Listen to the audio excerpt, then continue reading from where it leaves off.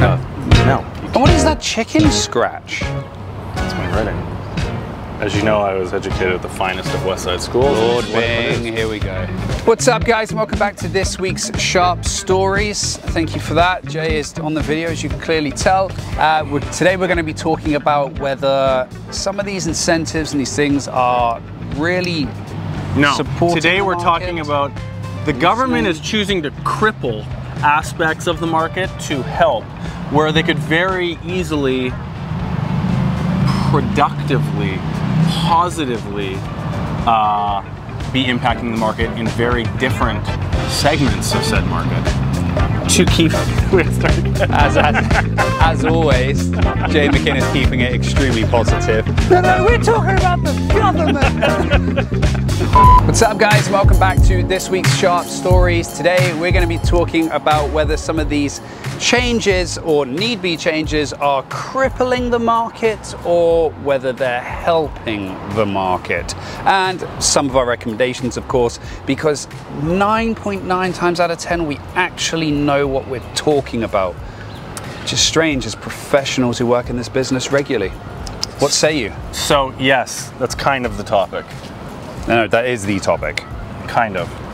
We're gonna go into what could proactively be done towards assisting the market, as opposed to the crippling that's being done to assist the market. Okay. That's a better description. Okay, well, as you say and do, let's get rolling.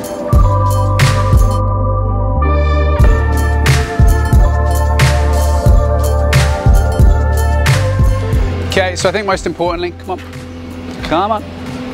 Most importantly, let's have it.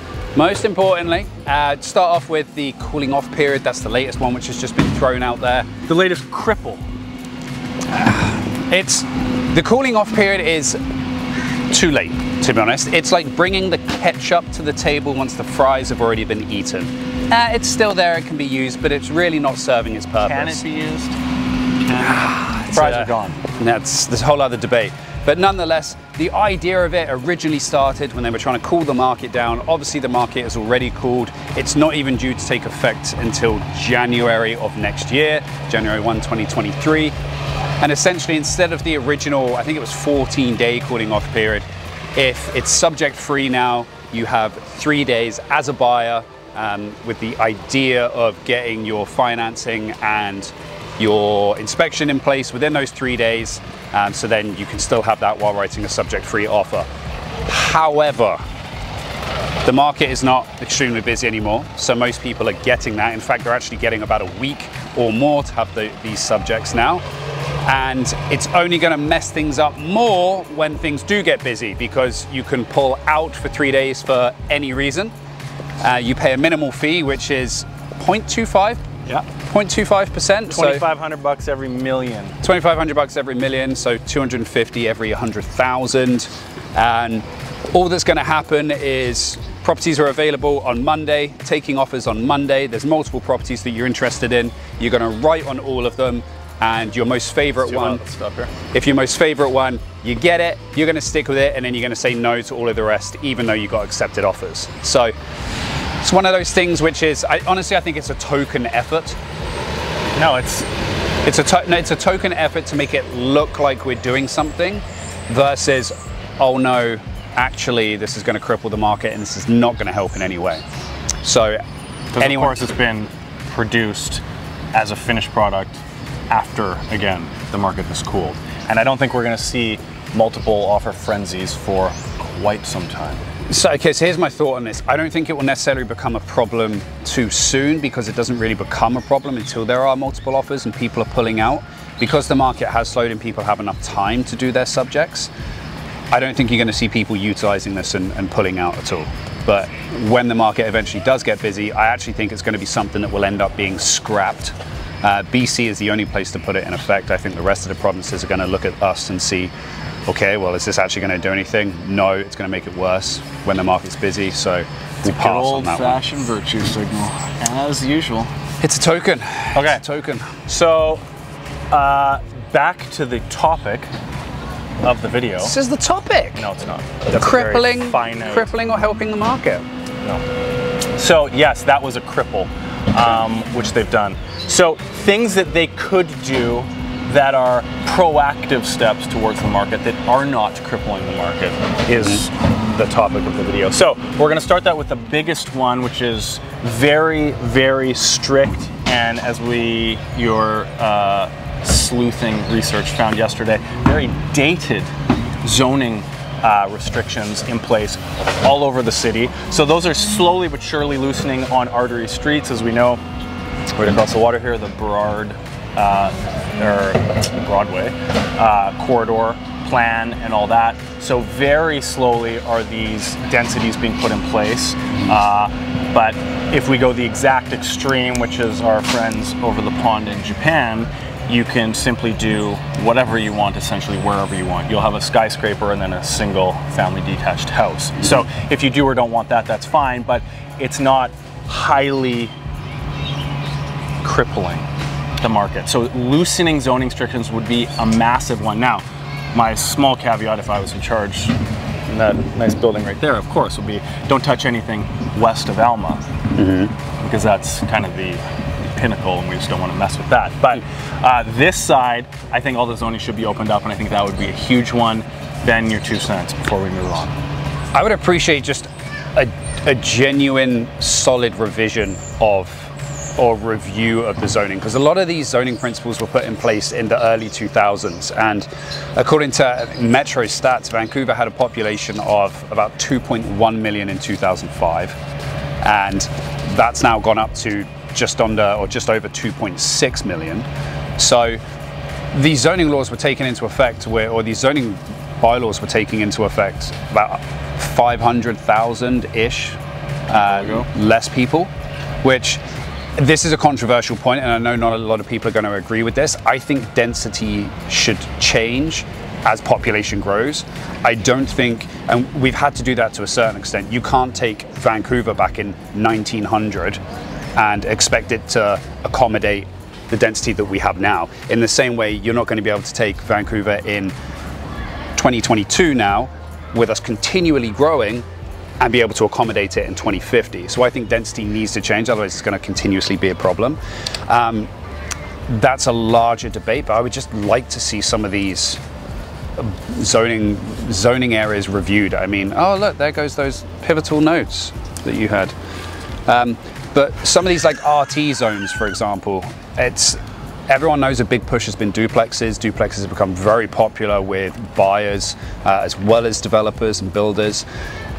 But a lot of these RT10 zonings and stuff only allow for like a 0.6 FSR, which is minimal compared to, depending on the land, what you can get up to, like 0.7 or 0.75, 0.8 in some cases. It makes a huge difference, which makes it unprofitable, which means that less get built, and then we don't have more homes. So just an update, because they've been operating since the early 2000s with minor revisions in between. So it's something which needs to be undertaken. They were talking about doing a lot of these talks before COVID. Naturally, that slowed everything down. And they take time anyway, unfortunately, because of all of the red tape and the bureaucracy that goes into it. So they need to kind of get on that ASAP. Thank you for that. There you go. 2 cents. Just my quick 2 cents. Okay, they need to give more buyer incentives. Buyer incentives? Buyer incentives. So as we know... Well, what are you talking about? The Liberal government have announced something that they will give you $500 towards purchasing a home. What the hell, what do you want? Another virtue signal. It's not going to do anything, but they're saying, look, we did something. So, property transfer tax rebate up to $525 for first-time buyers. You can use now $35,000 each from your RSPs. They're all irrelevant. It's not doing anything on the price points that people are expected to pay here. Well, if you look at the uptake of the first-time home buyers incentive, it's just minimal. Because it can't be used here. And then they secretly put in the minimum loss that they're willing to undertake as well. That's a whole different program, which I'm not even going to talk about. But so we need things like that, expand that. No matter the purchase price, property transfer tax should be voided for any first-time buyer, in my opinion. Yep. And any level of RRSP, as its mandatory payback, should be allowed to be used. It incentivizes saving and investing, period, by doing that. So things like that, instead of putting these caps, loosening these cripples. Okay, so my quick 2 cents on that. The problem with most of these incentives is they're federal and they are nationwide. Buying a home in Calgary is very different to buying a home in Vancouver. The same you go everywhere, so you can't have a one-size-fits-all. You can, because if the purchase price in Vancouver is $700 and the purchase price for the same thing in Calgary is $400, and it's a first-time buyer, they don't pay property transfer tax. No, I'm for that. But when you're talking about like how it is now, like where you have limits, something which is under 500 or under 535 or something like that, it doesn't work because property prices vary so much. Okay. And even now, I would say that needs to be adjusted because of the way homes have increased. It's become even more irrelevant because it's way harder now post-COVID to get something for even within that range.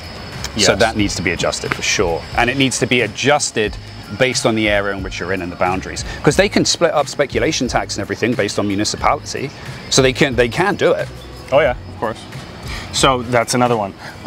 Loosening taxation, which of course we know is never going to happen. But property transfer tax, speculation tax, empty homes tax, vacancy tax, all these things are crippling measures to try and slow, where you've got people that are holding summer cabins, for example, holding second homes for whatever. I don't think it's right. I think it's, again, another crippling method that they're using, which I'm sure has brought inventory in, but it has definitely not dropped the price of said inventory, which is apparently the goal, make things more affordable. I mean, so it's a way to scapegoat the red tape that developers and builders have to go through to get more inventory to market. I mean, the balance, and we'll call it a balance because that's what it's pushed out to the public of as balancing the real estate market that the government has and what their incentives are. It's not really a balance because the real estate market is $1 billion industry to the government. So that's what we're going to get into next, which is the main problem. So all of these incentives essentially taking money out of their pocket. It's already contributing way more than it necessarily needs to, and I definitely don't think we're seeing that coming back into the communities in which we're living in with how much it brings in. Definitely not. So that's a whole other conversation in and of itself. So again, how much money the government, how many layers of taxation there are that are paying them, so they're getting paid by the industry to the tune of billions, as we know, yet they're chirping from the top, we need to make this cheaper, we need to make this cheaper, just like... Well, how much can you tax the same dollar, right? You're taxed when you get paid, and then you're taxed when you purchase the property, and then... You can keep taxing for forever. Right? Gas prices are up, let's add more carbon tax, same thing. So a big part of that, taking it back to the source, minimizing community contribution payments from developers. So the West End, I know specific developments that are almost finished right now had to pay like high 6 to 7 figures to local community groups, which is not the developer's responsibility. They're here to build homes, and you add things like that, these mandatory costs. Okay, you want to redo the street out in front, you want to redo the sidewalk out in front, but they just keep pushing and pushing and pushing because, again, the developer's there and they're handling these units that are going to go to market and sell no matter what the market is, but where do you think that money's getting passed on to? Obviously, if you have to pay millions more to do these things, the unit costs are going to go up. So it's taxation from the front end, taxation from the back end that's getting all these. Developers have a very bad rap in general, the greedy developer, blah, blah, blah, but they're bound by their own set of rules and taxation, which of course pushes the price up, which is more crippling. I think there needs to be incentives as well for the, I'm going to say the smaller time developer for lack of a better phrase here, but the people who are buying plots of land and trying to build triplexes, duplexes and whatnot as well, because that's I actually don't know what the number is. I'd be interested to find that out, how many of those are rife in Vancouver, we'll say, because they contribute a lot. And to the inventory. To the inventory. And I mean, they typically work on more tighter, restricted budgets. So a lot of these big developers, they have to, exactly like you said, they have to come in and pay these amounts to other sides here. They have to put money aside for legal fees and all of that. They're much more big budget, but there's a lot of the smaller time mom and pop shop developers, will say, who make a big difference, that kind of go unnoticed, and they're operating on a much smaller budget. So incentives to them in order to make it more appealing in order to build, I think that's going to be the key, because I think the problem that people have when it comes to development is we don't want everything knocked down and high rises. We don't want like multi-family units built everywhere. And it's okay, I get that. Well, then the balance is you can still have a community and a street-like feel to something like a duplex and a triplex, because it's basically one smaller structure. So you've got to incentivize these people to do that. Yeah, and that's the last point, incentivizing builders and developers. I think they're a huge aspect, and they will, I think they're going to build product like that that's really going to keep communities feeling similar, and you're not going to have these dramatic changes like you're seeing on the corridor streets now, but the developers, the big developers, can build at mass, and that's what, again, the narrative of the government currently is. We need more inventory, and there's a variety of different things. I think that is definitely part of the problem, and giving the developers tax breaks, tax deferrals, any levels of incentives will assist in, again, speeding up the process. These are the guys that are going to get the staff to hammer the nails and pour the concrete, so we need to get them incentivized. So I think there's a lot of crippling going on, which we've talked to, but I think there's a lot more ways that they could incentivize positively to get an end result, which is basically more homes at cheaper prices to the masses while they're feeding into the pot of new Canadians every year that are adding to the pressure. I think people would feel a lot more comfortable. I mean, I certainly would, even though these things take time. If you're putting the resources and time into looking at those things that are actually going to make a difference, rather than coming up with all of these things like this cooling off period, which is too late, the foreign buyers tax, which inevitably is too late, it's all these things which don't make any difference to everybody. It's things like the speculation tax, etc.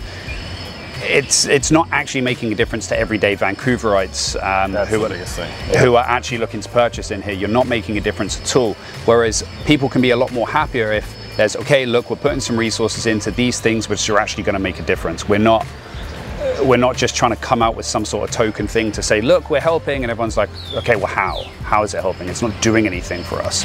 Because I feel this is something that we've been speaking about, not just us in particular, but for years. Everyone for years about situations are getting worse and worse and worse. So obviously what's going on and what's happening is not working. So it needs to be honest, more of a deep dive look into the things that are actually going to make a difference. But as we know, for example, the cooling off period, it says realtors were consulted.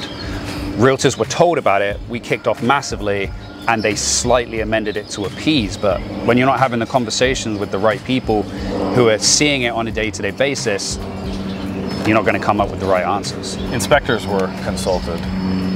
Of course, inspectors are going to like it because they're forced into the equation. So it's again, not to say anything bad about them. We love them, and we think every deal should have an inspection tied to it. But obviously, they're going to be part of the rah-rah because they're tying them in closer to the deal to get more business. But that's not an incentivizing point of view to, again, the people, to help the people achieve what they want. Anyway, I think that's, unless you had something else. Just a note on the cooling off period as well. When it's quiet, it's not going to make a difference because you can have your subjects on there. You're not in the competition level that you were when it was super busy. And so if you can have 7 days to do your subjects, you're going to take that over 3 days, especially when you're not competing in multiple offers. So I don't really think it's going to make too much of a difference, but when it gets busy, we'll start seeing the negative effect of it.